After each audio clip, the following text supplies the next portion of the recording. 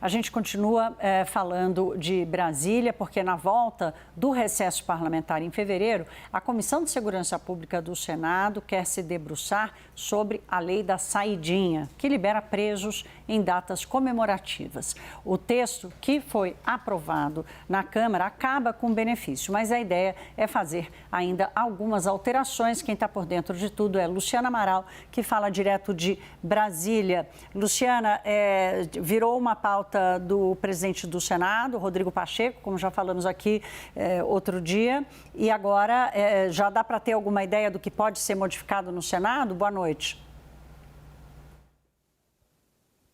Boa noite, Thaís. Boa noite a todos que nos acompanham aqui no Prime Time.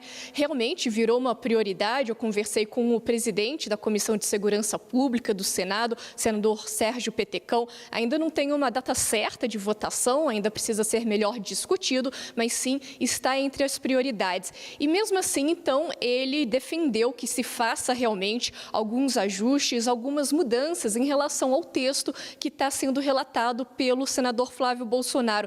O Petecão, inclusive, me disse ser contra a saidinha, ele pessoalmente, mas ele mesmo ponderou que tem presos que estão no processo de ressocialização, que estão trabalhando, que estão estudando, que cometeram crimes mais leves, então que todos esses fatores têm que ser levados em consideração. Por isso, então, alguns ajustes ao texto que atualmente revoga totalmente esse benefício da saidinha.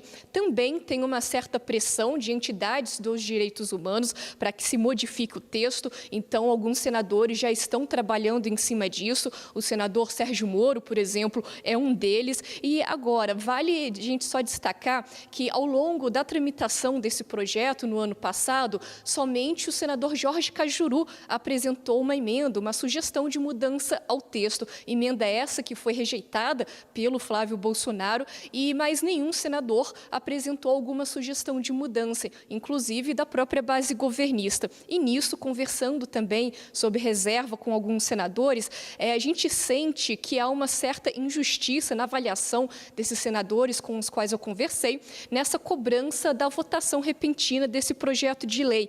Inclusive, falaram aonde que estava essa cobrança ao longo do ano passado. Eles defenderam que o texto segue o rito natural, que não teve nenhuma inércia por parte do Senado Federal. Inclusive, foi esse tom, uma declaração do presidente do Senado, Rodrigo Pacheco, defendendo que o Senado não se absteve de cuidar desse assunto. O fato é que o tema ganhou força depois da morte de um policial militar em Belo Horizonte, ele que foi morto por um suspeito que não teria se reapresentado ao sistema penitenciário depois da saidinha do final do ano. Thaís, volto com você.